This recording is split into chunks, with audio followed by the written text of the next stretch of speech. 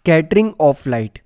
Scattering of light का मतलब होता है कि लाइट का किसी पार्टिकल को हिट करने के बाद अलग अलग डायरेक्शन में मूव कर जाना, और वी कैन से कि वो पार्टिकल लाइट को अलग अलग डायरेक्शन में थ्रो कर देता है जब लाइट उस पार्टिकल्स पर हिट करती है। जब लाइट उस पार्टिकल पर हिट करती है तो लाइट कभी भी किसी छोटे छोटे पार्टिकल पर हिट करेगी तो वो अलग अलग डायरेक्शन में फैल जाएगी, और इस फिनोमिना को कहा जाता है स्कैटरिंग ऑफ लाइट। और ये स्कैटरिंग ऑफ लाइट ही होता है जिसकी वजह से हमें हमारा स्काई ब्लू कलर का दिखाई देता है। सन के चारों तरफ की वो जगह, दैट इज अर्ली मॉर्निंग में और इवनिंग में सन के चारों तरफ की वो जगह हमें रेडिश कलर की दिखाई देती है। इसके बाद टिंडल इफेक्ट हमें स्कैटरिंग ऑफ लाइट की वजह से ही दिखाई देता है।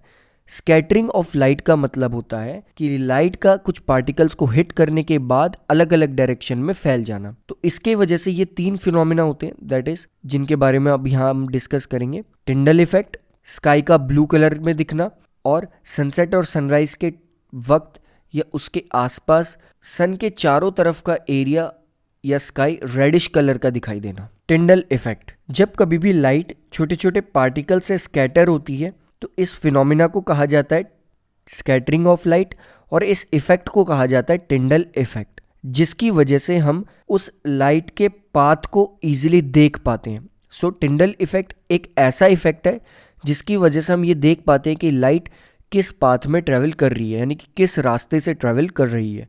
टिंडल इफेक्ट के ये कुछ एग्जाम्पल्स हैं।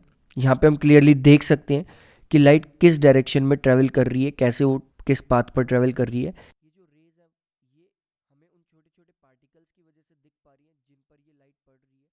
ये जो रेज है छोटे छोटे पार्टिकल्स की, ये हमें उन पार्टिकल्स की वजह से दिख पा रही है जिन पार्टिकल्स पे वो वाइट लाइट स्ट्राइक कर रही है। और ये जो पाथ होता है जिस वजह से हमें ये पाथ दिखाई देता है, उस इफेक्ट को कहते हैं हम टिंडल इफेक्ट। इसके बाद बात करते हैं दो कलर्ड फिनोमिनास की, that is blue colour of the sky and reddish colour of the sky near the sun during sunrise and sunset. So scattering particles पर तो डिपेंड करती है,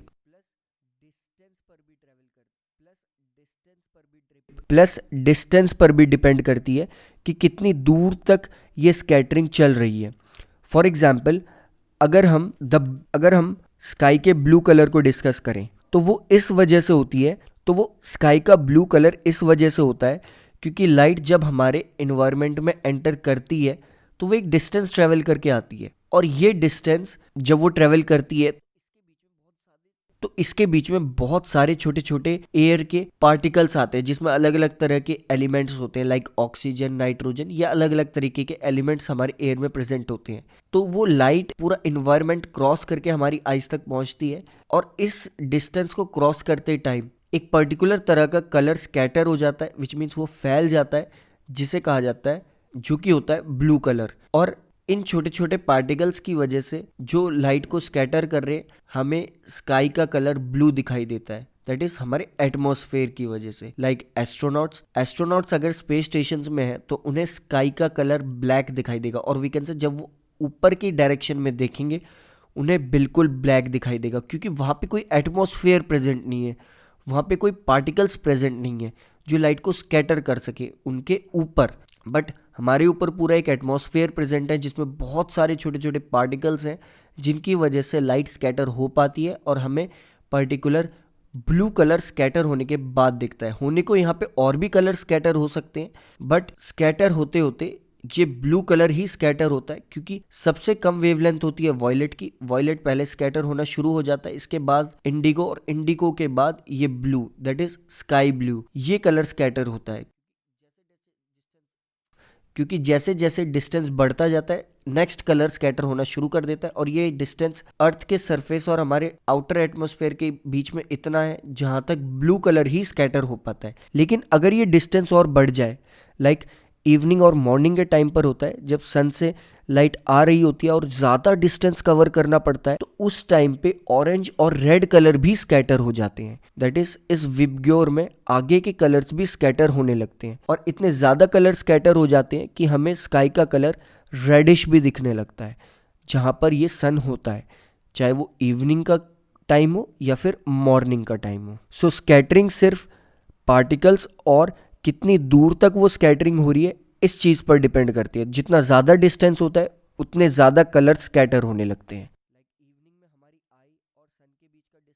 लाइक इवनिंग में हमारे इन्वायरमेंट और आई के बीच का डिस्टेंस बहुत ज़्यादा होता है और वी कैन से लाइट को एक ज़्यादा डिस्टेंस ट्रैवल करके आना पड़ता है हमारी आई तक, इसीलिए